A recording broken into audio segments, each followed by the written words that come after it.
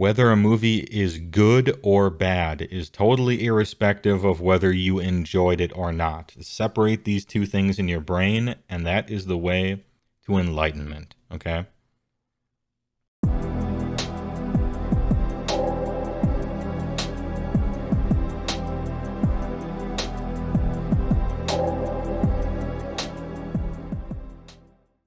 What content do I have prepared for you guys today? And by I mean the Gigabrain content people. Well, we're going to go over some White Dwarfs. Remember those? White Dwarf update tier list, and also it's more than just a tier list because it's going to be a little bit of a refresher. What did those do again? What did these White Dwarves do again?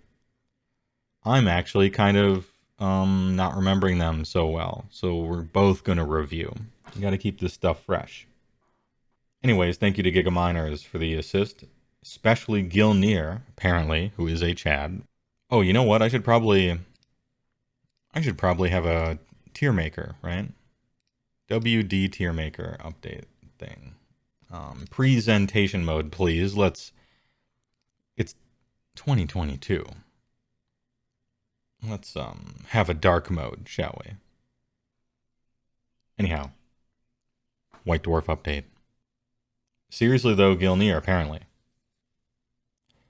Yeah, Gilnear is cool, and I left it on the screen for a while. Alright, Slaves to Darkness, let's do this. STD, here we go. I can't remember, what was their White Dwarf update? What even happened in it?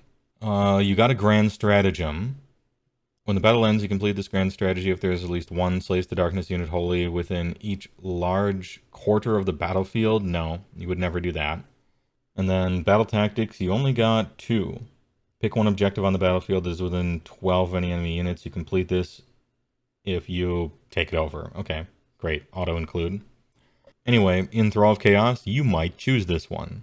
Pick one friendly STD hero that has Eye of the Gods keyword. You complete this tactic if you roll on it for that hero during this turn. All you have to do is roll on it, which means you have to kill something. And you're only choosing this when you're almost assured to get it. So, okay, fair enough. That's fine. Is playing Gloomspite Gets a horror movie? No. But it should be. It should be. They're the fun, silly faction that if you think about it for a second and look at some of the art, it is very horrific.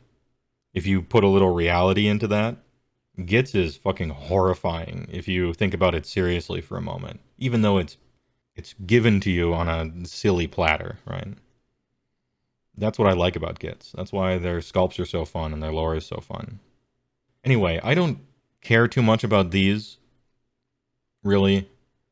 Usually the grand strategy is bad, and no one would ever choose it. It's a waste of time to even make it. And then the battle tactics, you get yourself a few more automatic points during a game, which is strong. But if everyone gets them, then okay. Everyone just kind of completes their battle tactics, right? They are the Killer Clowns from Outer Space faction. I'm pretty sure I've seen that. I can't remember anything from it. Maybe I didn't see that. It might have been a movie that was similar, but not quite that. Kilauna, but clowns. Oh yeah, I assumed you meant clowns. Yeah. Anyway, we got some new allegiance abilities. Cultist of the Dark Gods. When you select an Ogoroid Myrmidon, Dark Oath War Queen, or Dark Oath Chieftain, or cultists to be part of a STD army, you can give it the marks. That's great. I'm ready to put this update into some sort of good tier because you are allowed to use your cultists now, which is something that should have been in the original book. What a huge oversight that was at the time. Here you have all these Warcry bands, and they don't even have Marks of Chaos. And so you're only ever using maybe Iron Golems as a pure anvil that's cheap, and nothing else. Giving them your actual allegiance abilities is a huge step forward. And then Cultist Battle Line. Yeah, it's Battle Line as long as it has a mark. That's actually big. Something like, dude, how many Warcry warbands are there now? Like 8?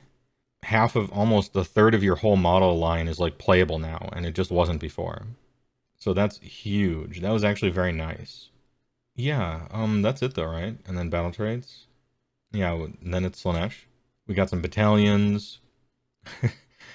Slaves to Darkness leader, and then Slaves to Darkness units that are not leader, Behemoth, or Vanguard. Just bam. Yeah, just a million units, and then a Chaos War Shrine. Alright, Slaves to Darkness, it's at very least okay. At least. Do I call it great because it turned on... It essentially fixed a big oversight and a mistake of the past, and that's great. Maybe it's great because that's great. It doesn't necessarily help what you were trying to do, it just gives you new opportunities to do stuff. Is that enough? Is that enough to be great? I wonder. Maybe I'll see where the rest of them land and I can move them around. But I'll say this is okay. If there was a good on this list, I would say it's good. But there isn't a good, and I'm not ready to call it quite great. Giving cultists a Mark of Chaos is like, cool. But now, you know, what else you got for me? There was a lot else they could have done and they just didn't. So I'm gonna say okay. It was okay. Next. Next up. Slaves to Darkness. Slaanesh. Oh, Slaanesh has 2 pages. Damn. Okay, let's go. During a battle, he Knights of Slaanesh army gains the following abilities based on their current number of unspent edging points. Oh, I remember this. Ahem. This is a terrible idea. This is just bad design. Either you should accrue points to spend them or accrue points to unlock bonuses. I don't like the idea of doing both. You're stepping on your own toes here, I think. And the 6-up 1 sucks because your units are dead to a man whenever they're attacked because your army has no defense. You're actually kind of fast enough. It seems weird to say such a thing. But the 2-inch move for Slaanesh after 12 DP isn't like the biggest deal. And 18, which is the one you want, which is the 5-up ward, is first of all not really necessarily fitting, but it is the one you want. And getting to 18 is really hard depending on what you're fighting against. It might take you all game to do that against 1 wound guys, or you're playing against exactly 2 wound guys that are spamming stuff and you can get there reasonably quickly. You repeat it should be amount spent. Of course it should be amount spent. Yeah, that makes the most sense to me. If you are concerned about it being way too good, maybe give you the choice to use it or not. But it feels a little counterproductive. Yeah. I don't play Slaanesh either, so it's hard to say like how amazing this is or how quickly you can get to 18+. I have had Slaanesh players complain to me that 18+ will take so long to get to that it doesn't matter. My only experience playing with Slaanesh was the old Battle Tome when it was amazing. I was like testing it out to see if it was good. And so I don't have experience with the new one. And I've never played against anyone playing the new version of Slaanesh, because a lot of people stopped playing it after the new book, that's for sure. I played against the old version several times in tournaments, and it was really good. I won some and I lost some. Lost more than I won. And then Grand Strategies. When the battle ends, you complete the grand strategy if there are no enemy units with artifacts of power on the battlefield, and there are 1 or more friendly units with artifacts of power on the battlefield. Why? It's trash. Okay, battle tactics. Pick 1 enemy unit. You complete this tactic if wounds caused by attacks made by 3 or more different friendly units are allocated to that unit this turn. It's possible you could do that. It's weird though, because if you end up killing the thing, like if your second dude piles in and just kills it, you screw yourself out of points. I don't like it. Pick 1 enemy hero that has no wounds allocated to them. You complete this tactic if the unit is destroyed in the combat phase of this turn before it is picked to fight. Oh, you could totally do this. Yeah, this is doable. And just have it be your turn and kill them in 1 hit. That's how people play AOS. Complete this tactic if you receive 12 or more depravity points this turn. Alright, well you would choose that if you will. Alright. Okay, your battle tactics are alright. Your grand strategy is useless, but so are all the other ones, so who cares? Any 1-droppers? Hey, there is. Nice. But it features demonettes, and so, nope. Using the core ones. And that's it? Okay, this update was trash. Actually bad. It's no surprise, but it is still sad. Next. Let's get to some good news, shall we? I'm feeling a little down on some of these. The Herdstone.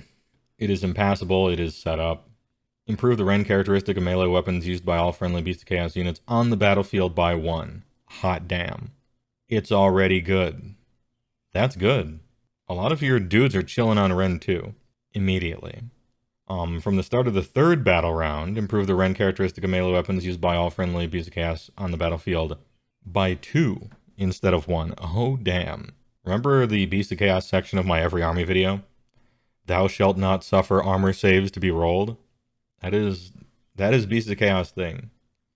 Keep in mind you have a spell that lowers enemies' saves, and a second spell that lowers enemies' saves. And +2 rend by turn 3.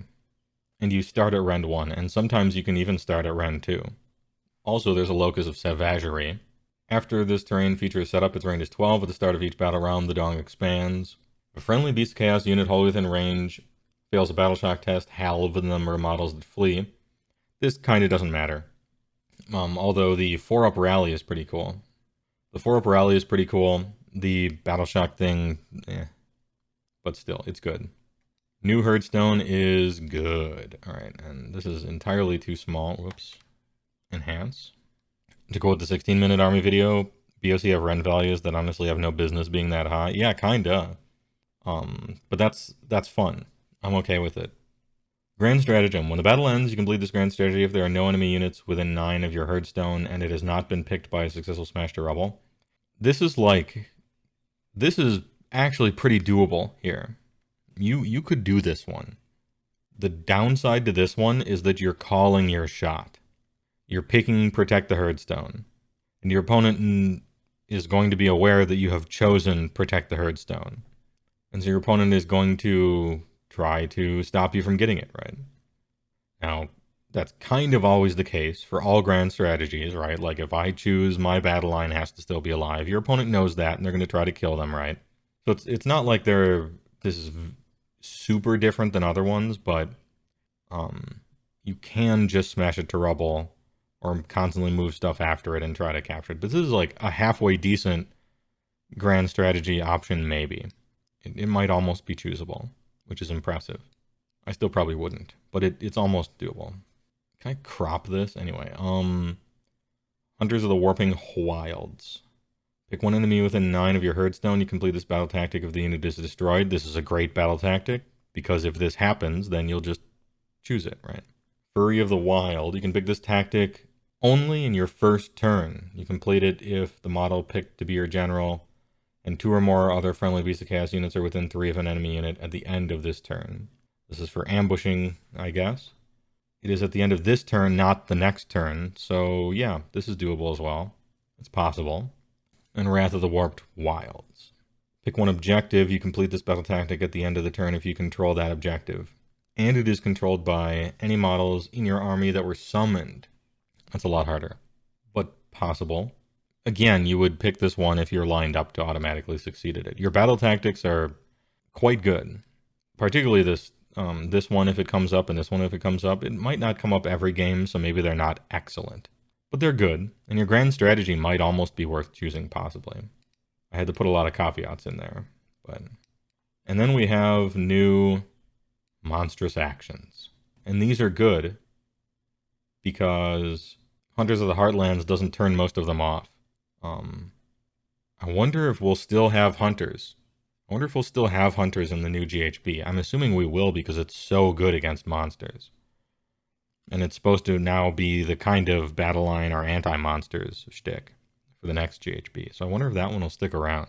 You can get Primordial Call Points, which is kind of a snooze fest, but Gorgons improve the rend characteristic of this model's melee weapons by 1 until the end of the following combat phase, as if you needed more rend. Who here? Class, who needed more rend? And then the Beast of Chaos players sitting in. Everybody raises their hand. Okay, yeah, you did need rend 5 on your Gorgon. Sure, I'll give you that one. Devour Spell. Only a Sigor can be picked to carry out this monstrous rampage. Pick one endless spell within 6 of this model. Oh, sorry, endless spell not found. Nobody plays with those. I mean, if someone did play with one, and it was one of the ones that you cared about getting rid of, and the opponent didn't just want to get rid of to resummon it elsewhere, and you were for some reason playing a Sigor, which is incredible, you have to roll against the casting value, which is a good roll to make, right? Like, that's good. Oh, sorry. I forgot chat is on the right side of the screen. I apologize. Let me make this bigger even. Enhance. There we go. Anyway, the Sigor one sucks, but it only sucks because Sigor sucks. and no one plays endless spells. If either of those things weren't the case, then it might be okay. Entropic Miasma. Only a Jabber Slithe can be picked to carry out this monster's rampage. Pick one enemy hero within 3 of this model, roll a die on a 1, nothing happens on a 2 to 5. Worsen the save characteristic of the hero by 1 to a minimum of 6 up until the end of the following combat phase. On a 6, worsen the save characteristic by 2. Yeah. Big. Okay. Once again, did you need more rend? The answer is always yes, apparently. And Thricefold Savagery. Only a Chimera can be picked to carry out this monster's rampage. Add 1 attack's characteristic to the model's melee weapons. That's good because it has like 4 attack profiles. All attacks made with this model's melee weapons must target the same unit. I mean, it usually does. This is fine. On a 1, nothing happens. Hey. Yeah, the Renders of Chaos, for sure. You can get what rend can you acquire here? At least 5. And if you're on a Jabber Slithe, possibly even higher. Or not rend, but like quote-unquote rend. It's better than rend because it stacks with rend. Well, rend stacks with rend, right? It affects the characteristic. Yeah, it doesn't affect the roll like rend does. It affects the characteristic, which is great. It's just great. It's better than rend. Big. And then there's the new Herdstone, which was actually quite nice. So what do we got here? All said and done, we have an almost playable grand strategy, 1.5 maybe good battle tactics, the Herdstone that makes all your guys' war scrolls probably worth it, and then some cool monstrous rampages for stuff that you're probably not going to play, but you might play it. This is great. It is S tier. The army is like single-handedly not underdog any longer because of this White Dwarf update. This White Dwarf update changed Beast of Chaos from, in my opinion, an underdog to, in my opinion, a good army. They rose in the tier list, and they needed to, and they should have. So it did something that was good. Well, okay, it tried to do something good, and it succeeded, which puts it above basically every other White Dwarf so far. The Slaves one was very nice. I don't know if it was great, but it was very nice. It fixed what I consider to be an oversight of the original book and allowed you to at least play with all your guys. And the Slaanesh one was shit, but we were expecting that and used to it. Yeah, you actually get secret bonus points for it, Ortorius, because everyone else still thinks Beast of Chaos is bad, but you're secretly not, and that's an awesome place to be. Your opponent is going to underestimate you. You get, though they will have never played against Beast of Chaos before because no one plays it, right? You're in a good spot. You're secretly good. You're not top tier or anything, but you're secretly good, and everyone thinks you're bad. That's a good place to be. Reverse Lumineth. I mean, reverse a lot of these. We'll get to them, though. When you carry out a monstrous rampage with Beast of Chaos, you can select one of these. Yeah, I got it. Khorne received an update. Alright, let's check out Khorne, because Khorne was in a pretty similar spot to Beast of Chaos. They were underdog army, not very good, totally carried by Khorne-marked Demon Prince, and to a lesser degree, maybe... No, really, it's Khorne-marked Demon Prince. Skull Altar. Only Blades of Khorne armies can include this faction terrain feature, okay. It's defensible, so you can put a hero in there. You can reroll chanting rolls for friendly Khorne priests wholly within 8. That's pretty good. Your prayers are alright in Khorne. Well, any terrain feature with the scenery rules on the battlefield, if a spell is miscast, the caster suffers d6 mortal wounds instead of d3. Okay, so 1 out of every 36 times your opponent casts a spell, they take on average an extra 2 damage. Amazing. And then Invoke Judgment.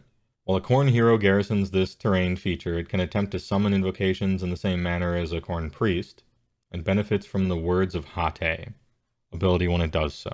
Okay, so if you don't have a priest, you can install one and they can summon your wickedly overpriced invocations from there if you want. Hold on. I have a meme for this. Go to the Skull Altar, right? This is for Khorne players. Yeah. Look at the Skull Altar and then look at the Herdstone. Jesus, I see what you've done for other people and I want that for me. Nope. This is not a Herdstone update, that's for sure. But what else is there? Grand Stratagems, enhance. This player definitely plays Khorne because I can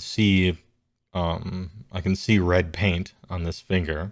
Hopefully that's a thumb.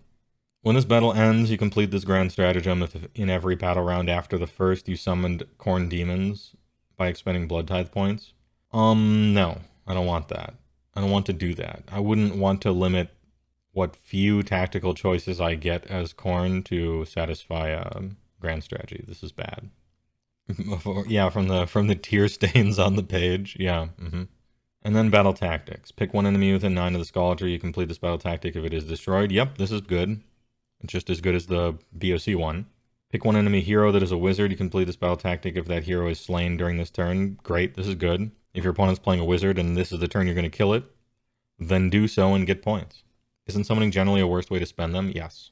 The auto unbind and move in the hero phase are the two standout best ones. Movement in the hero phase is huge. Auto unbind is huge. Sometimes fight in the hero phase, maybe.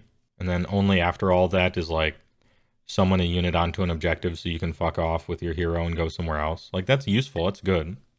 It's just you don't have such privilege in a Khorne army to be able to say no to a bunch of tactical options so that you can get your grand strategy. You need all the help you can get, generally. And the Trial of Skulls. Pick a friendly unit. You complete this battle tactic if 8 or more enemy models are slain by attacks made by that unit during this turn. This is kind of like killing outright, isn't it? Except maybe a little easier. So your battle tactics are actually good. Yeah, these are good. Your grand strategy is not, but your battle tactics are good, and all 3 of them are good, which is something that the other people didn't get.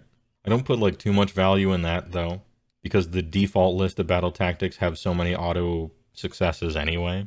But still, let's not glaze over that. Add the following battle trait to the battle trait section. Hatred of Sorcery. Each time a friendly Khorne unit is affected by a spell or abilities of an endless spell, you must roll a die. On a 6, ignore it. This doesn't even exist. I sleep. And you receive 1 blood tithe. This is a good idea of giving you a blood tithe, but on a 6? No. Give me like a 4-up or something, or don't talk to me. And even then, most of the best spells in the game are not cast upon you. They are cast on your opponent's own people. Like Khorne just watching Morathi cast Mind Razor on her own guys. Boy, if only Hatred of Sorcery did something. Alright, let's see, we've doubled up. Is that it, though? Is that actually it? SG Arcade, thanks for showing up. I have 2 of the same page here. Blood for the Blood God, Blood for the Blood God. Is there an error, or is this really, it's just this and this battle trait? Is that really all that there was for Khorne?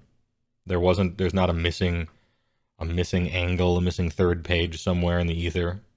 Because if it's just, like, Elderon, thanks for being the first time chatter. Yep, that's it. Thanks for answering correctly, even though your answer makes me sad, but it is true. Oh yeah, the Skull Altar. I forgot about this because it was so boring and so nothing.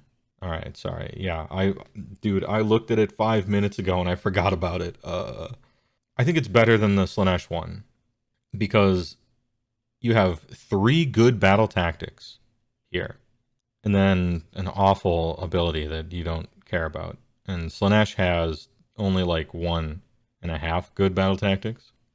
Yeah, these are bad actually. Bad job. Next. Osiarch Bonereapers. The second bone. It isn't bad, it's just a waste of ink. Is there a waste of ink? What's the difference to you for waste of ink versus bad actually? Because I consider both of these to be the same. Like, I guess now is the time to talk about it. What's the difference between a waste of ink and bad actually? Pointless is a waste of ink. Bad is deleterious to your strat if you used it. So is bad only if the army is actually worse after the update? Is it like a nerf in that respect? Ahem. Let's see. Bad is your army is actively worse. Waste of ink is literally doesn't change anything. Like, why? Bad sets a bad precedent.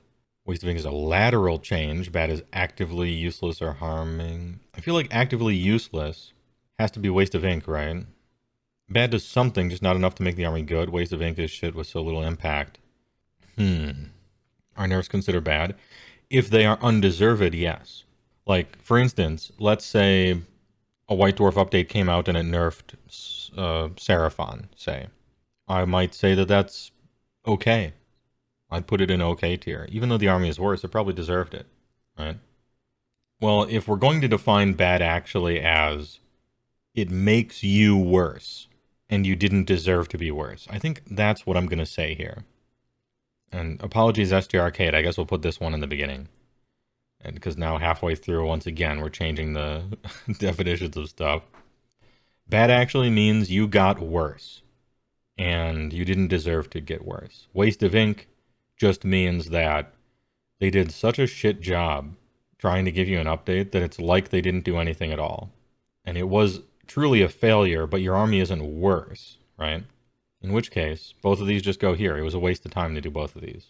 And these armies aren't literally worse than they used to be. It's just their update was trash. And I don't think we'll get a bad actually one. I don't think any White Dwarf update literally made armies worse. It just, at worst, didn't do anything. Really. Yeah, so we'll say waste of ink for both of those. Now to OBR. Osiarch Bonereapers. If your army is an Osiarch Bonereapers army, you do not receive command points, instead you receive relentless discipline points. Yeah, we knew that. You would say... you would say Slaanesh is bad. Oh, Slaanesh? Okay. Because it seems to set a bad precedent for the direction of the army? Okay. So if I am allowed to say that, then I think the Khorne one is bad too, because I think the Khorne one sets a bad precedent. Your Khorne precedent is you have random anti-magic stuff that fucking sucks. That's a holdover from ancient times. And it's like, only when your opponent happens to miscast stuff, or only when you're targeted by stuff and only on a 6, then they're back to just both being bad again. They are also wastes of ink, but they are also both bad, and they're moving in a direction that's not fun. And doesn't particularly evoke what Khorne should be about. But then again, that's just my opinion, as a non-Khorne player. We Slaanesh players have been continually punished for your first book, and will be for your summoning for the rest of time. Yeah, I don't understand that. As an outside observer, Gixian, I don't give a single fuck how good or bad you used to be. Because that isn't how you are. It's ancient history, right? If you used to be way too good, I don't care. And if you used to be the worst army in the game, it does not matter. You should just be balanced and good right now. Because the goal is to make everybody balanced and good right now. A new player rolls up to the game and they're like, hey, I want to play Slaanesh. And then everybody's like, well, just so you know, Slaanesh used to be really good, but they're not right now. And they're not right now because they used to be too good. And the new player's like, I wasn't playing them when they were too good. They're not too good right now. What exactly is your angle here? Oh, well, they just overcompensated and never fixed it. Oh, okay. That's very unprofessional of them. Weird. Anyway, in which case, sure, they're back to being bad again. OBR. At the start of each battle round, after, yeah, you get 1 for each friendly liege, and 3 if you have Catacross, and so on. 1 for each hero. If you take the second turn, you get 2. If you take the first turn, you get 1. At the start of each hero phase, roll a die for every friendly Bonereapers unit, and on a 6 receive 1. This is all unchanged from the book, by the way. Back to being bad? Sir, they never left. Yeah, I guess so. Yeah, this is entirely unchanged from the Battle Tome, if I recall correctly. I might be saying that sentence a lot here. Are used to issue a command in the same manner as command points. This used to be really special, but yeah, it's all the same from the FAQ as well, Swaggy Shadow. Because Osiarch Bonereapers used to have a pretty interesting take on command points, and I thought it was unique and special. And it was pretty cool. And it was so unique and special, and it was so pretty cool, that they stole it and gave it to everyone for 3rd edition core rules. And now, even after these updates, I don't see what the fuck the point is of having it. It's sort of just like, you still just have command abilities and command points, it's just you called them something different, and you get more of them. So, at this point, I'm like, why? Where's their specialness? I think they should be able to do exactly what they used to do in 2nd with them. That would make them kind of unique currently, right? Like, you can use them more than once, stuff like that. Also, Osiarch Bonereapers players are still kind of sad about not being able to reroll charges. Anyway, The restriction that you cannot use the same command ability more than once in the same phase does not apply to OBR, but they still have to land on different people, if I recall correctly. Yeah, as long as it is received by a unit that has not received one, right? In addition, you cannot use expert slayers, strategies, or swift battalion abilities per the rules. Instead, for each, you get one extra. And then you get unstoppable advance, which is add 3 to move. You can reknit constructs, and you can unflinching coordination. Can relentless discipline points be targeted like command points? I'd have to check. I don't think so. You might be immune to that. Relentless discipline points are used to issue a command in the same manner as command points, but they can only be spent to use Osiarch command abilities. And they are command abilities, it says here. Shall I cross-reference like Kurdos or someone who steals stuff? Maybe a little tape checking on this.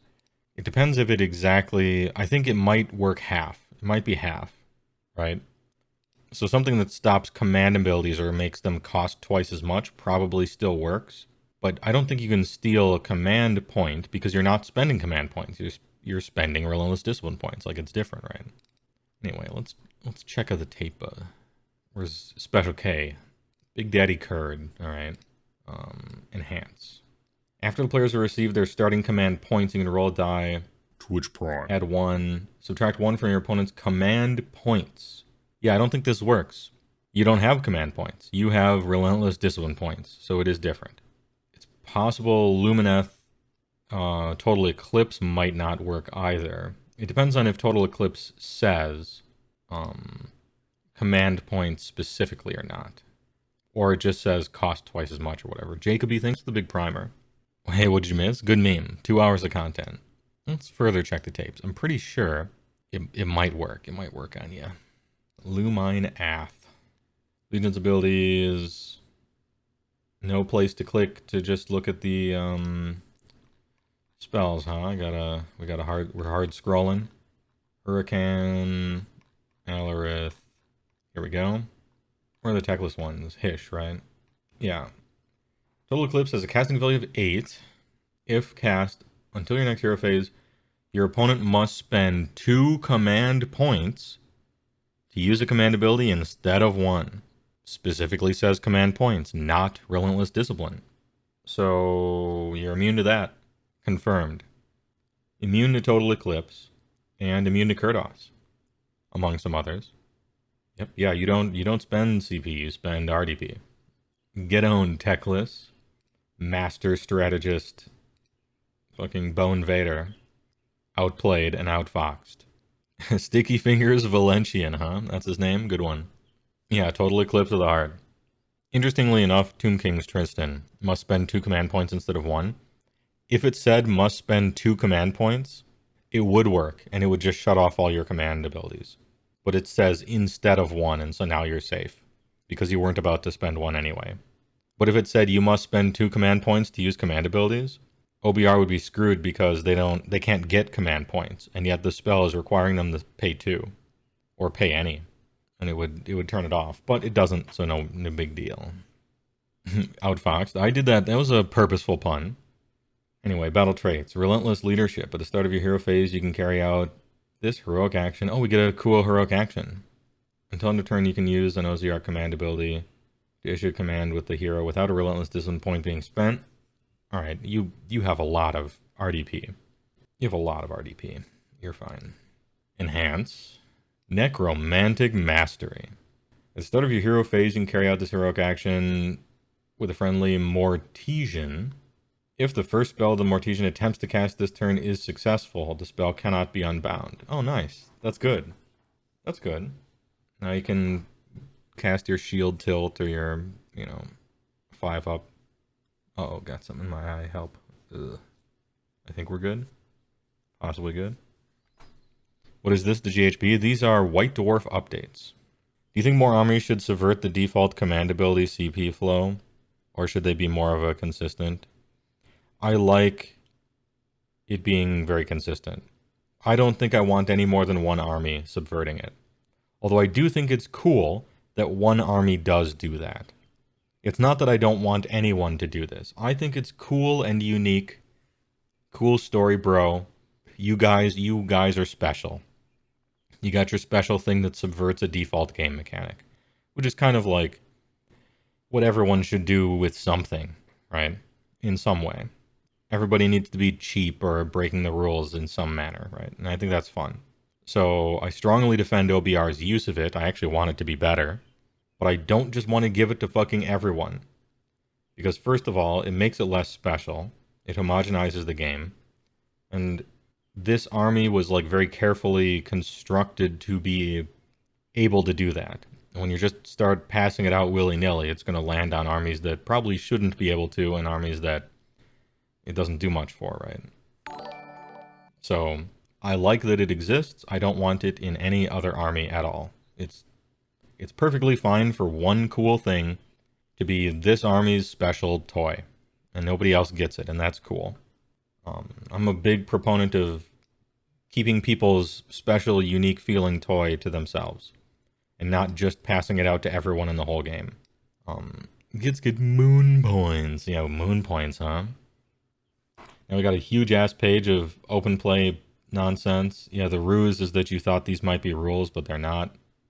We got some grand stratagems. Enhance. When the battle ends, you complete this grand strategy if any friendly Mortec Guard or Cavalos Death Rider units from your starting army have the same number of models in them that they had at the start of the battle. Both of these, by the way, being battle line. And so there's a core rules grand strategy that says, as long as you have any battle line still alive. Do you guys play the game? Like, that's in the game already. So why would you make a strictly worse version of it? For what purpose? Okay. How are you going to write rules for this game without knowing the core rules? You know? Like, how are you going to write artifacts for an army without knowing the core universal artifacts that everyone has access to? Which sometimes you wonder, right? I don't get it. For fun, our definitions of fun must be different, I guess. For me, it's fun to do something, right? Like, how can something be fun if it doesn't exist? You have to exist to be fun. I don't know. Don't you guys have funds or phones, right? I don't know. Anyway, battle tactics. Pick Death Riders, more than 3. You can complete this battle tactic if it made a charge move and is within 3 at the end of that turn. So this is weird because let's say you have your Cavalos Death Riders and they charge and then they wipe out that unit. You fail this because you're not within 3 of any enemy units at the end of the turn. So you can charge something and kill it, and by winning that combat, you lose your battle tactic. I don't think they played... It's mean to say this, and I probably shouldn't. Yeah. Maybe I'll word it like, sometimes you wonder if they play the game. I don't know. Anyway, unfeeling recursion. You complete this battle tactic if 2 or more friendly OBR Bonereapers units had slain models returned to them with reknit constructs. Command ability this turn. Oh, okay. Yeah, you could do that. This is choosable. Detive demands. Pick a hero or monster. Complete this battle tactic if that unit is destroyed. Was destroyed by an attack made by a Gothazar Harvester. Score an additional. Okay, so now we're disproportionately helping out Gothazar Harvesters within a faction, which I don't know that you need to like give bonus points for using something within an army's own specific battle tome. You should already be equal opportunity with your units because they should be balanced, right? Anyway, this one's good though. Like, it's just another kill a hero or monsters. You can double up on those. These aren't very good though. Third one's okay. Second one's good. No, okay, this is actually nice. The first one sucks because of an oversight. The second one's good, and the third one can be good. Yeah, this is fine. The grand strategy is bad, but everyone's grand strategy is bad because they wrote their grand strategies apparently without checking the core rules first, which is crazy to me, but they've done it. This is a rough one, kid. All right, so that's OBR. What did it do, though? What did it do? What was your new rules? Because all this stuff is the same. All this stuff is the same. You got a heroic action to give you 1 RDP, which I'm not exactly over the moon about. But it is something. It is a bonus, like +1 RDP. Okay. You know what? This thing is good. Necromantic Mastery. This thing is actually good. It's not just shit on OBR time. Like, uncounterable or unbindable casting, even if it has to be from a Mortician. So I don't think you can do it with, wait. Do you have the right keywords for that? Let's check the tapes. Tape checking intensifies. Is Archon the Black somehow a Mortician? Like, does he just randomly have that keyword? Just wondering. Death Skeleton, Deathlord, Monster, Hero, Wizard, Mortarch, Arkham. Alright, so not a Mortician. I didn't think so, but I just wanted to see. Yeah, just the generic 3 and the guy from Underworlds. Yeah, the dude on the power chair. Okay, so that's a little sad. But still, like, this is good. It's uncounterable buff spell or whatever. That's good. +1 RDP is okay, but it's certainly nothing exciting. Your battle tactics are good, but everyone's are. And your grand strategy is bad, but everyone's are. And you don't get any battalions, which is a little sad. You know what? It's not okay. It doesn't rise to the level of okay. But it doesn't feel as bad as these other two. I'm going to say it's a waste of time. It does give you 1.5 useful tools, but compared to what you needed, what you could have gotten, and what they did, very disappointing. Now we got the KO one here. Enhance. I almost can't read this, unfortunately. I'm going to try, though. You complete this grand strategy if no unit in your army has a share of Aether Gold and has not been spent. And at least 1 share of Aether Gold was spent by friendly units in every battle round. Oh, you could totally do this, I think. This is like a potentially choosable grand strat. Hot damn, we got a grand strategy that's like maybe choosable. You could spend 1 in each battle round easy. You can use more than 1 Aether Gold a turn, right? If you can, then this is just good. And then furthermore, if the thing is dead, it doesn't count for this. The only, like, sticking point is maybe on turn 5. They kill your last guy who hasn't used his yet, and then they spike you out of it, but, you know, just play the game, man. Complete this battle tactic if the unit is destroyed during this turn by Bomb Rack's ability. What? Bomb Racks. The button I pushed is not representative of the damage that Bomb Racks does. Alright. You have to use this one in the first battle round. Pick 3 friendly units on the battlefield if they are all garrisoned within sky vessels. And they have to be on the battlefield. So, when they're garrisoned, they're not on the battlefield, right? So you have to choose 3 on-foot dudes, and then all 3 of those get onto ships, and then you get the point? Which seems really dumb and hard, actually, to do. I don't know how many I'm picking here, because I really can't read it. But it sounds like pick some amount of garrison sky vessels, and you complete the battle tactic at the end of the turn if all the units are on the battlefield and wholly within enemy territory. Load 3 units on the ships, and BT3 is unload 3 units off the ships. This is a good idea. I understand the thought process, right? It's totally logical. Think about it. You start the game, and you got dudes all over the place, and they all get in the ships, right? And then next turn, those ships fly somewhere, and they unload all those guys, right? And that's probably how you think like you might play KO, like you have guys on the table, and they get in ships. Hey, you scored a thing. And the next turn, the ships fly somewhere and disembark them. Hey, you did the next thing. That makes perfect, like, logical sense. The way you play KO, though, is you guys start in the ships, as far as I know.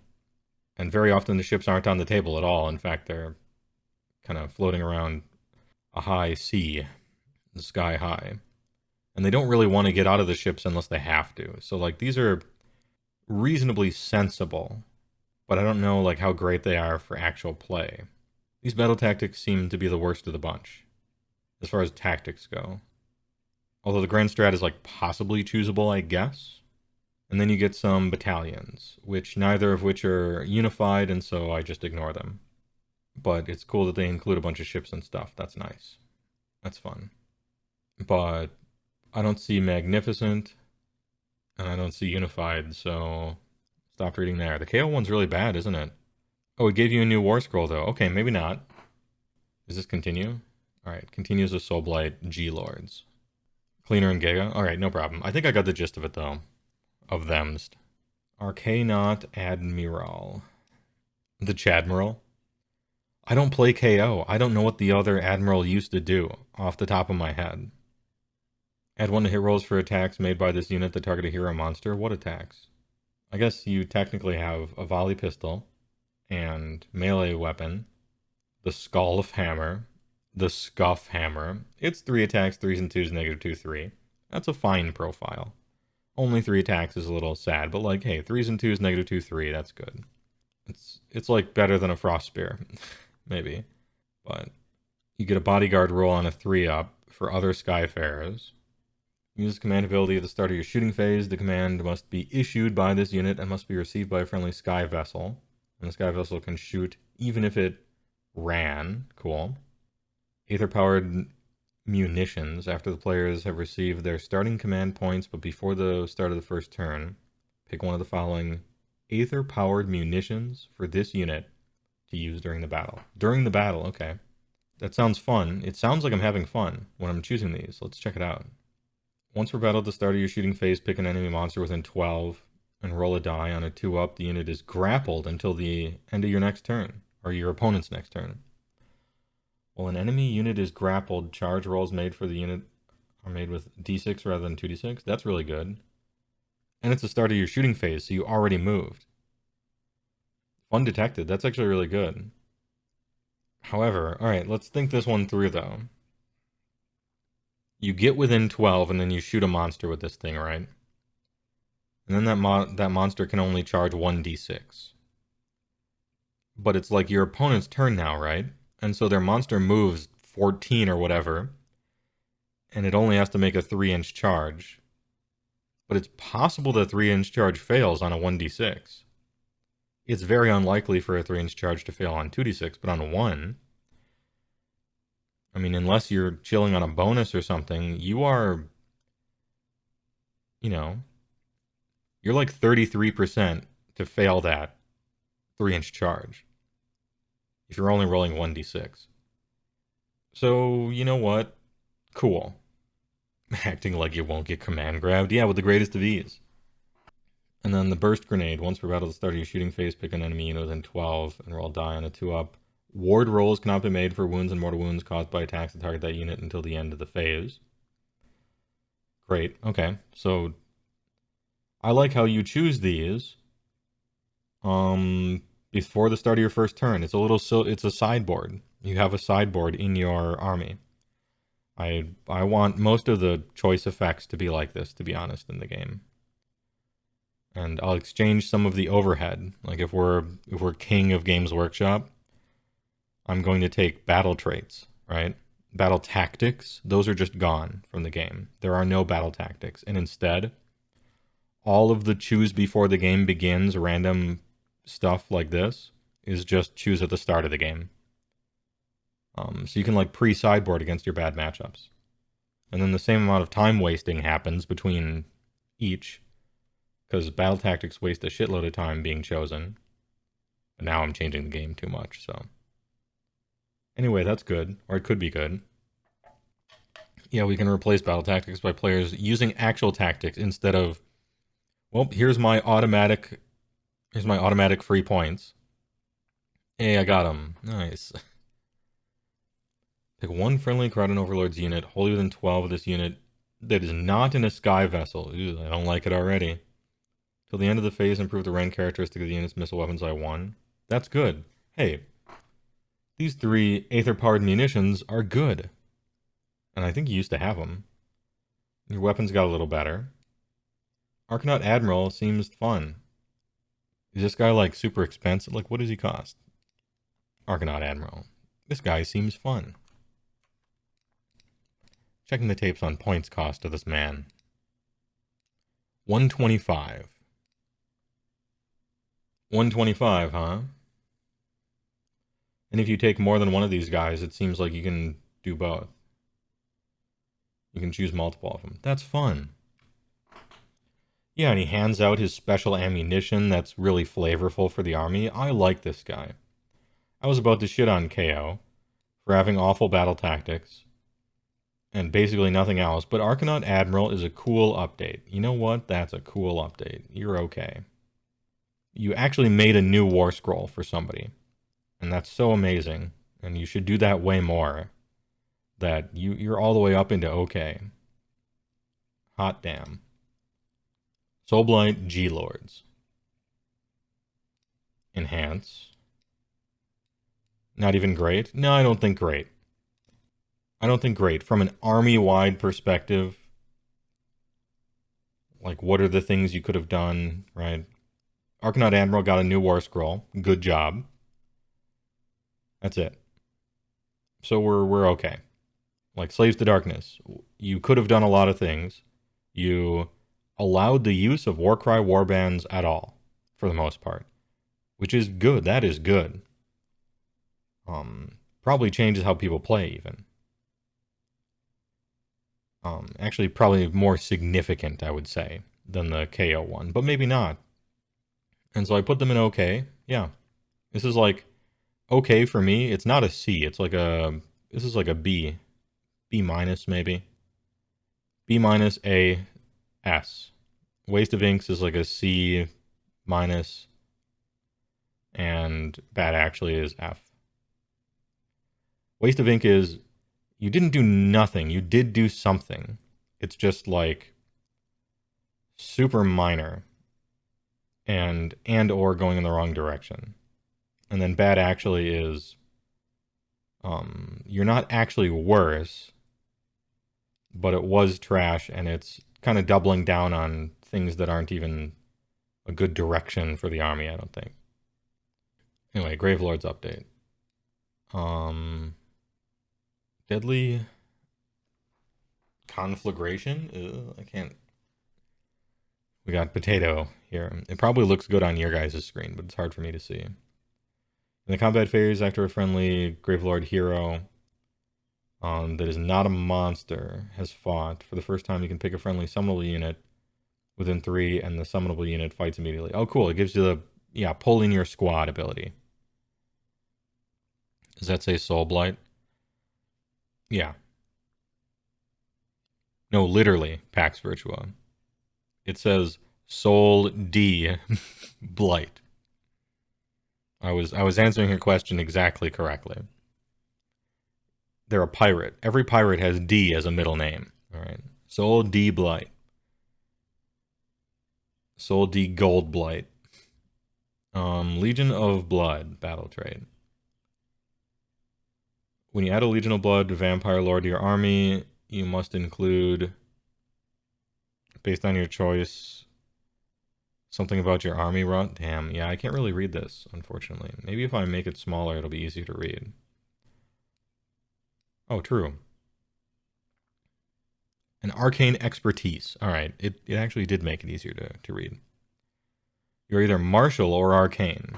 If you're martial, you add 1 to the attack's characteristic of a death lance or vampiric sword. Add 2 to the attack's characteristic used by a Legion of Blood Vampire Lord. Okay. Alright, I'm reading it on Rob 74's. Add 1 to the attack's characteristic of a death lance or vampiric sword. Add 2 if it's of the soul-bound blades. Okay. And arcane is +1 the first casting, or add 2 to the first casting.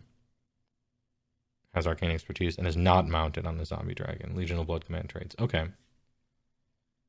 So you add 1, or you add 2 if it's not on a Velocita. Interesting. Okay. That's cool. I like it. Casting bonus is nice. Extra attacks are nice. Kind of depends on what you're trying to do with it. And then there's mount traits. Yeah, +2 to cast on the Vamp Footlord is sick. It's not because your vampire lore spells are good, they're not, but the other spells you could be casting are good. You get 3 mount traits, which I totally can't read, but they seem good. Isn't Lore of Vampires kind of meh? Lore of Vampires is the worst spell lore in the entire game, bar none. There's one movement spell, though, that you might want, that you take. You take the movement spell. Everything else sucks, but the movement spell is nice. So it's not wasted. And your +2 to cast isn't just for vampire lore spells. It's for Mystic Shield and stuff, too, so not bad. Matter of fact, just because I'm desperate to be able to actually read something instead of potato cam,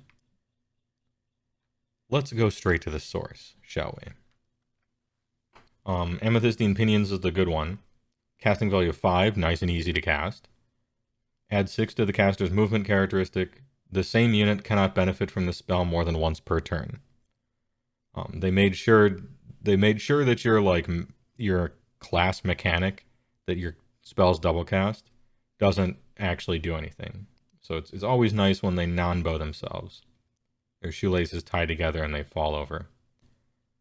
And remember, it's the caster's move characteristic. And so you can't even target a second unit with it if you get that 9 up. Amazing. I laughed, as a Magic player, I laughed about this spell, and indeed the Lore of the Vampires, for a long time. Blades of Shyish. Casting value of 5. Roll die for each enemy unit within 12. On a 3-up, the unit suffers 1 mortal wound. Useless. Spirit Gale. Casting value of 5. Pick 1 enemy unit within 18 and roll 2d6. If the roll is greater than the unit's bravery, it suffers a number of mortal wounds equal to the difference. And so first you cast the spell, and then it doesn't get unbound, and then you pick an enemy, and then you roll another 2d6, and compare it to the bravery, which on average is like 6 or maybe 10, and against really bad armies, sometimes it's 5 or whatever, and they take a few mortal wounds. Wow. Alright, so it's bad. Soul Pike. Casting value of 6. Pick 1 enemy unit within 18 until your next hero phase. If that unit makes a charge move, roll a number of dice equal to the charge roll. For each 4-up, suffers 1 mortal wound. Same unit cannot be affected by this spell more than once. This is actually okay. This is actually an okay spell. It means that your opponent takes something like 3 mortal wounds when they charge you. Oh, okay, maybe that's not so great. If they roll boxcars and you roll a whole bunch of 4-ups, though, like I guess it could be good if you get really lucky. Once again, you cannot double it, which makes you wonder, why did you even have the doubling mechanic in the first place if anything that it would be okay on, you're just straight up not allowed to use, which, as a Johnny, my blood is boiling at this. Why even write it then? I'm, like, deeply personally insulted by this rules writing. Maybe that's why I was just so mad. You can double it just on a different unit? Yeah, just another unit with an 18. Vile Transference. Cast on a 4. If successfully cast, pick 1 enemy unit within 6 of the caster that is visible. Roll a number of dice equal to half of the unit's wound characteristic, rounding up. For each 6, you can heal 1 wound allocated to the caster, but they forgot for it to do damage, right? It only heals you. It's kind of written in such a way that makes you think like it does damage, but it doesn't. It just heals you. I believe they FAQ'd it later and added damage to it. But the damage was bad. And so it's just so bad. It's so bad. I think I did a funny FAQ thing about it when it came out, one of my FAQ reacts, and I'm like, did you forget to include a damage component of Vile Transference because you're transferring, right? Or is the Vampire Spell Lore just some sick joke? And the answer was yes to both questions. Anyway, Amaranthine Orb. Cast on a 6, pick 1 point on the battlefield within 9, pretty short range. And then you draw one of those imaginary lines. Roll die for each unit that models passed across by this line, which is 1, maybe 2. On a 2-up, it suffers D3 mortal wounds, and then death units are not affected. So on the off chance you actually have a death mirror match, one of your chosen spells does nothing. And when it does do something, it's bad, because D3 Mortal Wounds is not great in a hugely short range. So, like, you have Amethystine Pinions, which is good, although it doesn't work with your doubling. It actually doesn't do anything with the doubling, because you can't even choose a separate person, because it's only the caster's movement. And then you have Soul Pike, which is basically like a D3 Mortal Wounds if someone charges you, which I'm not super impressed by. And it kind of doesn't work with your doubling, although I suppose you could choose 2 different enemy units with 18. So it can. But I still wouldn't go out of my way to choose that spell. And I'm deeply insulted by this. Be gone. Be gone from my screen. In a game of all 6s, it's 12 Mortal Wounds. Hey, I mean, if we're writing a Warhammer community page article, yeah. That's straight 12, easy. Anyway, then we got some mount traits, which I can't read, so I can't say if they're good or not. You have 3 core battalions that do not have unified, and so I ignore them. And then we got grand strategies and battle tactics, which I also can't read. Yeah, unfortunately, the Soulblight one is too potato. That being said, they included mount traits, and I'm assuming at least one of those is good. Legion of Blood battle traits are fun. You pulling your dudes into fight with you is pretty decent. And Soulblight didn't actually need like a crazy amount of updates anyway. So, thanks Rob74. Ahem. Thanks Rob74 for checking the tapes on these mount traits, so I don't have to just guess. When this unit attacks with its Pestilential Breath, you can reroll the dice to determine the damage characteristic for the attack. Okay. When you use the Deathly Invocation ability, you can pick this unit as the hero that determines the number of units affected by this ability. Then you can add 1 to the number. Okay. When monster trait is rerolling d6 damage on your Velocida on its breath. Yeah, that seems like the good one. The reason d6 damage sucks is because it's so, you know, there's no bell curve. It's just a flat 1, 2, 3, 4, 5, or 6, right? So it's super swingy. Being able to reroll that is good, and I would just take it. You don't really need 3 good mount traits. Well, you do, but we're settling for 1 being useful because that's just the one you'll choose. So, honestly, Soulblight, you're alright. Good, even. There's no option for good, so, you know what? You know what? Let's ruin everything. How about that? Is this fixed? Are we fixed now? Not quite great, but good. And then we got Seraphon. For LOB, the White Dwarf also gave, in the combat phase after a friendly Soulblight Gravelords hero that is not a monster has fought. Yeah, you can pull in your buddies. Yeah, that is summonable, and they fight immediately. That one's pretty good. Overall, I would say good. Okay. Good. Great. Yeah, this might pan out. Because your new Admiral War Scroll is actually really cool. I like that. But there was a lot more that I was looking for. These two had some good stuff. Nothing great. And then these are bad, but it's nice that you got that one thing. Seraphon. I forgot Seraphon got one. To be TBH. Train feature is partially or wholly within the territory of a coalesced army, then it has mystical and deadly. In addition, any other mysterious terrain rules it may have. Mysterious scenery for these terrain rules only applies to coalesced units, while the deadly does not apply to coalesced. Okay. Mystical and deadly. Okay. Then you get mount traits. Stegodon, Carnosaur, or Troglodon. Beastmaster. Coalesced only. Once per battle in your hero phase, declare this mount will either be Swift or Savage. It'll either be Tailor Savage or Tailor Swift. If you choose for it to be Taylor Swift, till your next hero phase, Strength Hammer plays your army for you and complains that it's not Daughters of Cain. Asks what your best squat is. PBs it. It can run and still shoot and or charge in the same turn. If you choose Savage, to your next hero phase, add 1 in the attack rate. This is great. What a mount trade. It is only once per battle, right? But you do get options.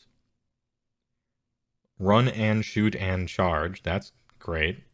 Or +1 all attacks characteristics for the mount attacks. That's pretty good. Beastmaster good. Hey, not bad. But what are the other ones? Celestial Destruction. And this one is the Starborn only. You can carry out this Monster's Rampage with this unit instead of any other Monster's Rampage. Alright. If you do, roll a die for each enemy unit within 6. Add 1 to the roll. If the enemy has the Chaos keyword on a 5-up, the unit suffers D3. It's bad. It's bad. Yeah, Beastmaster is the choice. Starborn bad. Is it also once per game? No, it's a Monster's Rampage. That you're fishing for 6s on. Yeah, bro, I'll take Roar. Thanks. Thanks, though. I'll try Roar. You know, there's already a mount trait that does D3 mortal wounds on a 3-up instead of a 6-up or a 5-up against Chaos, but okay. It's an AoE. Okay. Yeah, it's a 4-up against Chaos, pardon me. It's a 5-up normally. Still bad, though. Yeah, we're going over the old one, Wiggles. And then we got a battalion of a bunch of dudes. That's not unified, so I don't care. And we got grand strategies and battle tactics. When the battle ends, you complete the objective if you have at least 1 friendly unit wholly within each quadrant. Again, no. Starborn only, an imaginary ley line 1 millimeter wide runs from each corner of the battlefield to the diagonally opposite corner of the battlefield. I hope you're picturing this, alright?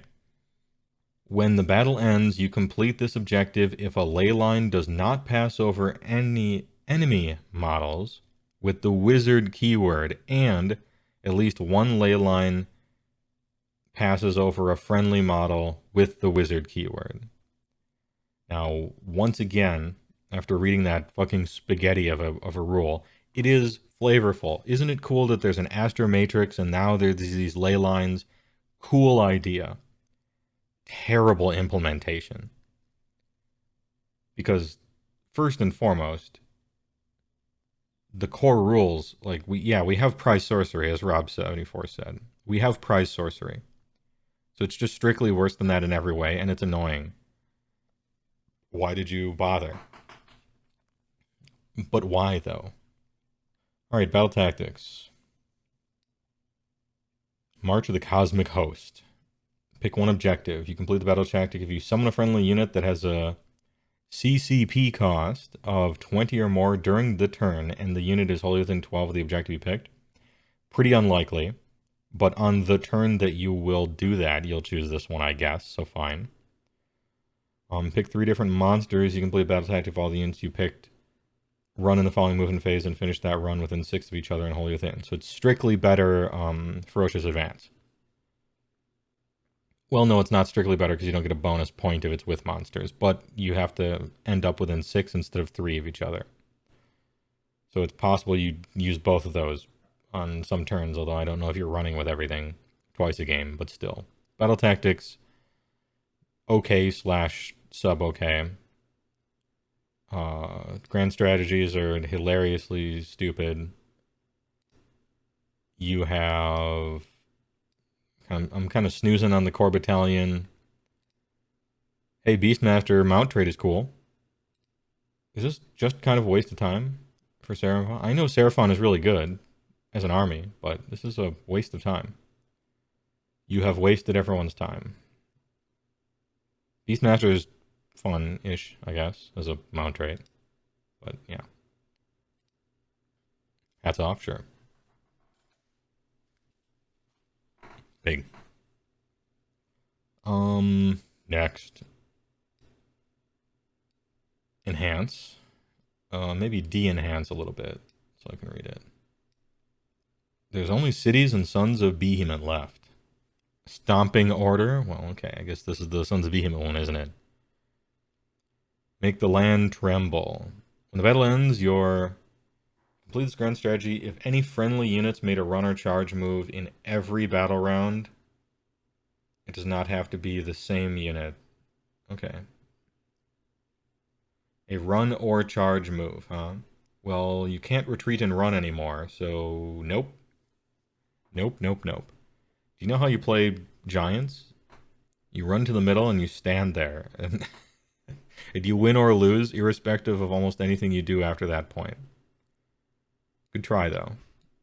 All those guys count as battle line, so you're choosing the battle line one. You guys read the core rules? It's in the core rules.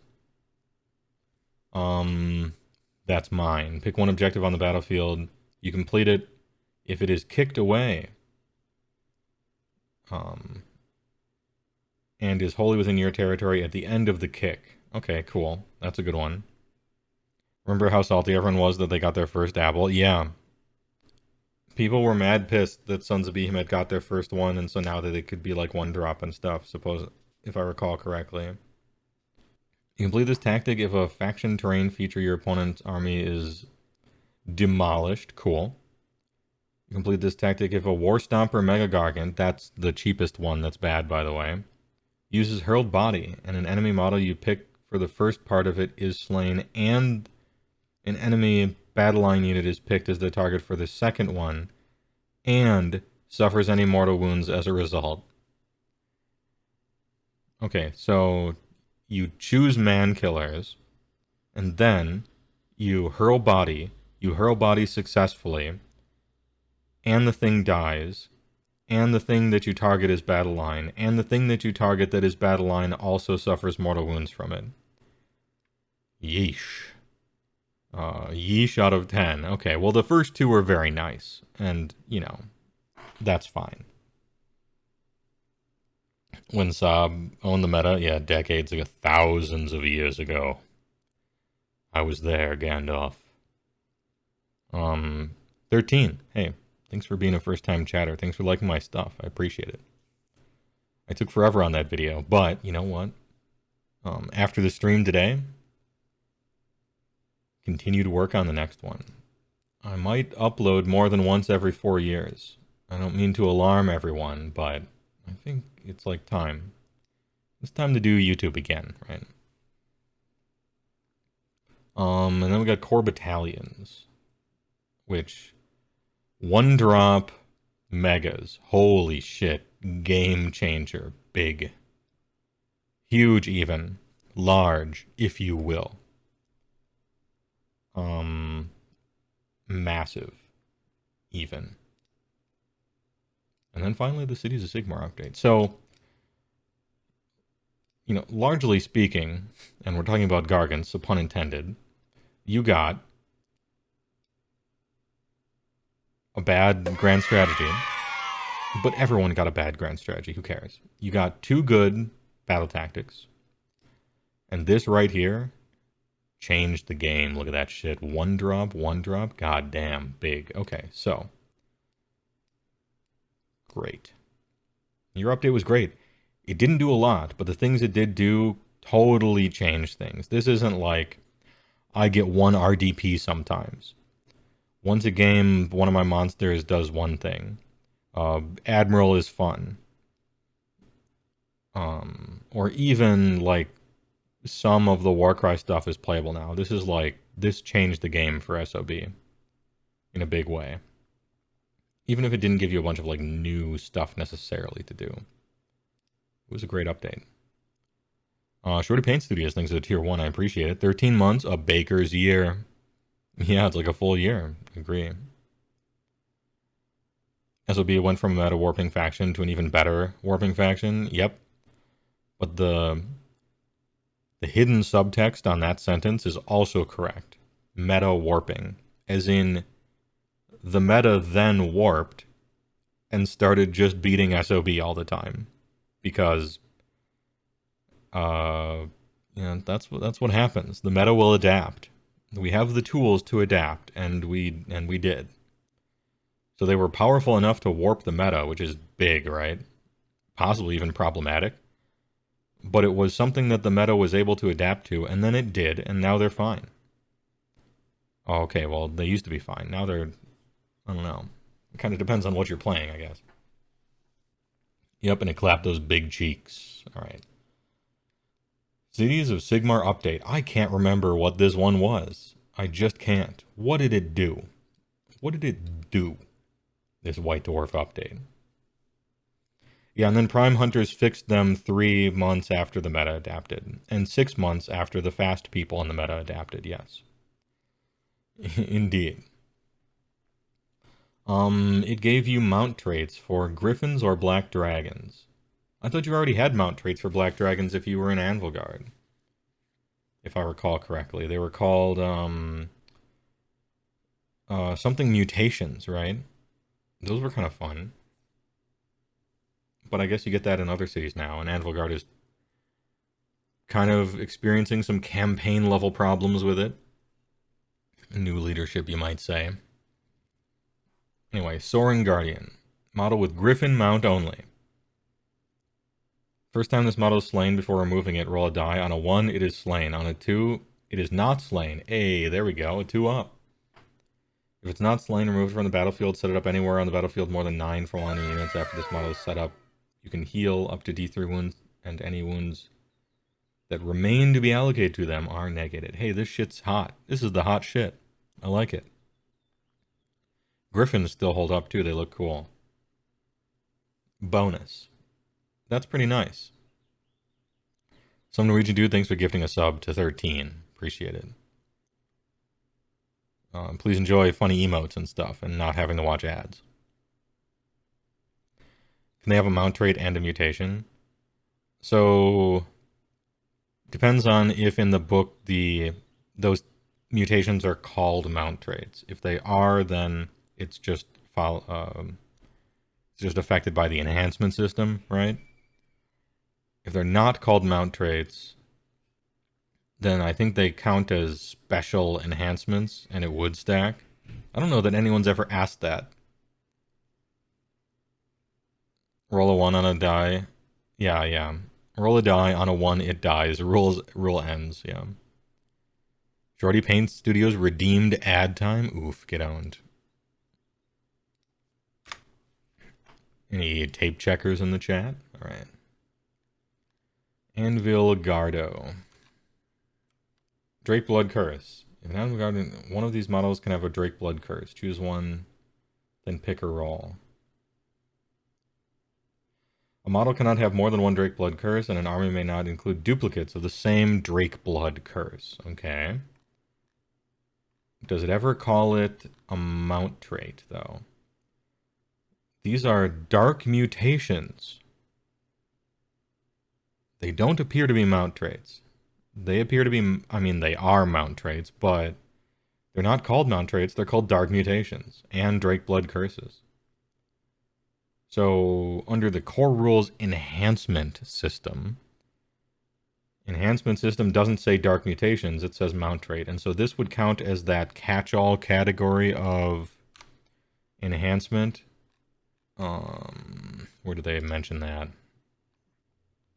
Unique enhancements. Here it is. Some sets of Allegiance abilities include unique enhancements. Each set of unique enhancements will explain how they are used if you take one or more of them in your army. It seems like dark mutations are a unique enhancement. They're clearly supposed to be mount traits, obviously, but they never say that. And unless this has been FAQ'd or updated, it seems like you can have a Drake Blood Curse and a mount trait. For now. Interesting. Alright. Fun potentially detected. They also did not explain how they are used. True, but the document I was reading was made way after the Cities of Sigmar one, so it makes sense. And they did explain a little bit how they're used. It just doesn't fit the new Magisteria. So, anyway, what's Fawatted Breath, though? Because this is the Black Dragon one. When this model attacks with Noxious Breath, it inflicts 1 mortal wound for each 5 up instead of a 6. Nice. It's twice as good.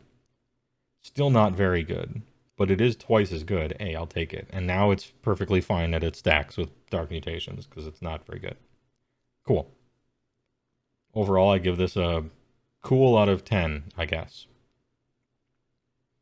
Can I get your opinion on fur colors for Mournfang, Stonehorns, and Thundertusks? Arcurious. Sure, but it's just my opinion.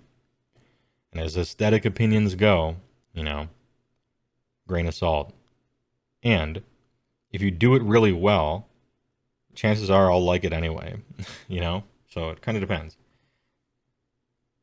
I like magical,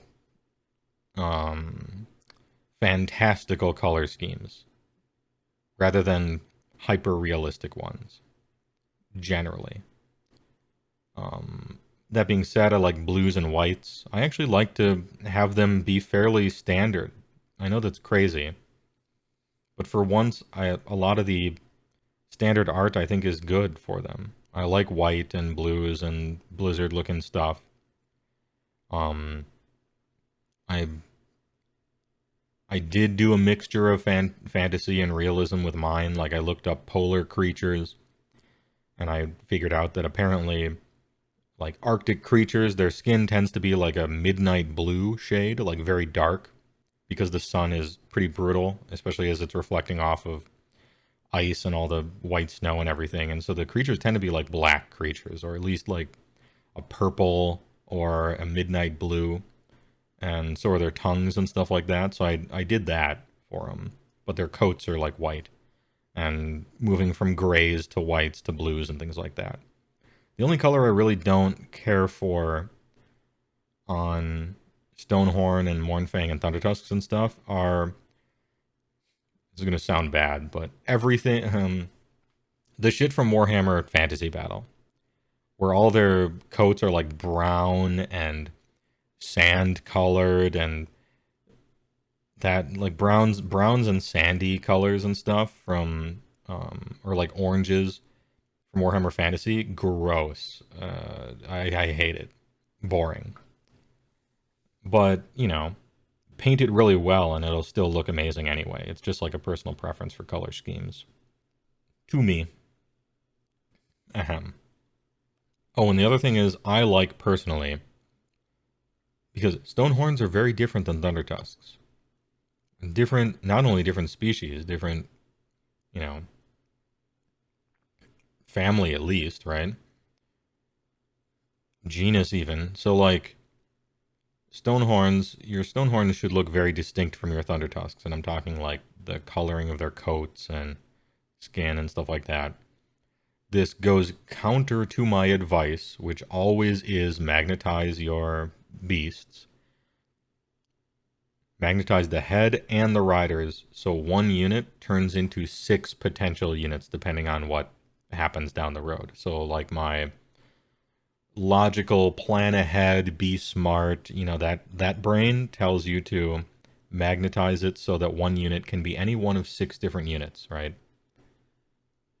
Frostlord, Huskguard, Beast Rider, Stonehorn, or Thundertusk for each of them, right? But my artistic side is like, a Stonehorn is a different creature than a Thundertusk, and Thundertusks are more magical than Stonehorns, and they should have different color coats depending on what type of thing they are, right? And, you know, these 2 wolves are inside of you, and you have to figure out, do you want to buy way too much shit and waste a lot of money but be cool, or do you want to be frugal and intelligent and smart, and maybe have a little bit of a samey looking entire collection, even though on the table it'll look fine and cool. So you have to... Personally, I go with rule of cool, but, you know, I don't know your situation. First time chatter, big round specs. Oh yeah? Alright. Hey, thanks for being a first time chatter. Thanks for all your content. Your videos have helped you get into AOS over the last 6 months, and it's been awesome. Thanks. Hey, thanks for liking my stuff. I appreciate it. And thanks for coming all the way to Twitch to tell me that. I appreciate it. I hope you stick around. We're just coming to the end of the White Dwarf update tier list here, after doling out some information about Beastclaw. You love the prehistoric and magical vibes. I like the shaman stuff too, yeah.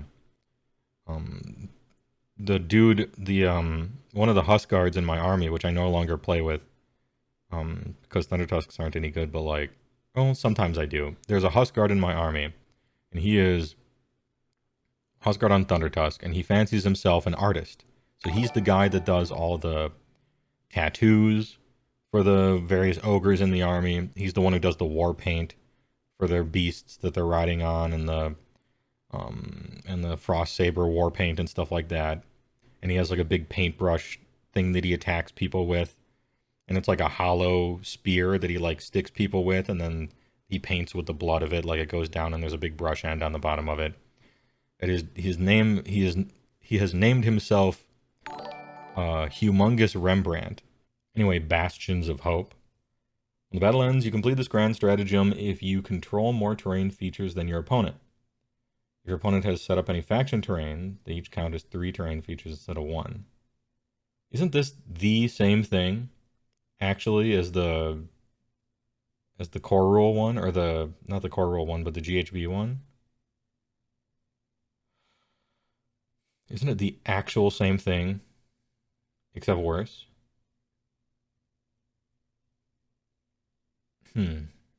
Okay, well. Yeah, since the faction terrain counts as 3.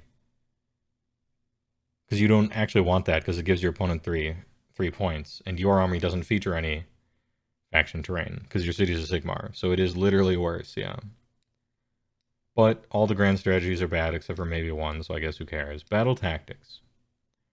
Pick 2 objective markers on the battlefield that are not wholly within your territory and which are more than 12 apart. You complete this battle tactic if friendly standard bearer model.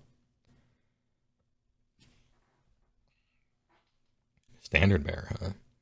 Is within 1 of each objective marker at the end of this turn. This is possible. Standard bearer, by the way, is not the... It doesn't mean, what do you call it? The one Stormcast guy with the banner of Azir or whatever. It's just the unit within an army that has a, like a horn blower or a standard bearer. That kind of stuff is what they're talking about. The hammer hall duty roll a d6 for kind of thing. By a pretty normal reading of the rule, A is a standard bearer would need to be at 2 different locations. No, it just has to have a base size of exactly 12 inches. It has a 12-inch diameter base. And that standard bearer is just absolutely T-posing on 3/4 of the table size. Now he's within 2, and then there you go. Easy, right? I know what they mean, but yes, I agree. Pick 1 friendly flagellance unit. Stopped reading there. Okay, these are awful. Yeah, you got to work on your enormous illegal base. Anyway, all right, so the Cities of Sigmar update was, this thing is fun if you're playing a Griffin. If you're playing a Black Dragon, it's like, okay. Yeah, it doesn't say a single friendly standard bearer. It does say a friendly standard bearer model. Standard bearer on Dread Saurian, yeah, exactly. So what did this thing do? It gave you a cool mount trait if you're playing a Griffin, an okay mount trait if you're playing a Dragon, and some heinously awful battle traits and grand strategies. Man, the Cities of Sigmar update was bad, actually? Was this bad, actually? Even though Soaring Griffin is really cool? Maybe?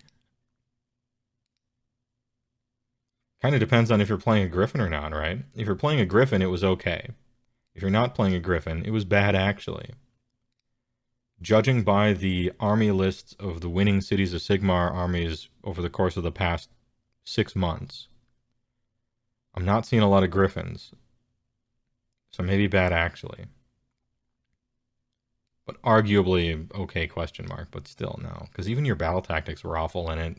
Even the other bad ones had battle tactics that were usable. Alright. Tier list. White Dwarf updates. Beasts of Chaos. S tier. Great. Sons of Behemat. Only because they got a 1-drop battalion and it made them stronger. Aside from that, they really didn't get anything. And it certainly didn't help their weaker units get better or anything like that, but it made them stronger for sure. Good. Esblade G-Lords got some fun stuff. Slaves to Darkness finally fixed the initial mistake with their Battle Tome, which was good. Kharadron Overlords got a fun new Admiral. Neat. And then Cities of Sigmar, Seraphon, Osiarch Bonereapers, Blades of Khorne, and Slaanesh got... I sure hope you guys were working for free, because that's the quality we got out of it. Do interns do this? I don't know. Yikes. That being said, this is roughly split 50-50. There's 5 that were a waste of time, and there are 5 that did something. So we're batting 500. You want to pose the argument that it's good, but only because that ignore wards on a 2-up. Yeah, if you're playing against wards, that's good, right? Any game you've won since then has entirely been because of that ability? Okay, yeah. I guess I could put more stock in that, because he is fun and good. I just wanted more than one hero being better, you know. But I'm not saying that it wasn't good, or that it's not fun. I think it's both good and fun. Damn, when those 2 Magisteria overlap, right? What are we ranking? White Dwarf updates. Oh wait, you were probably memeing. Good meme.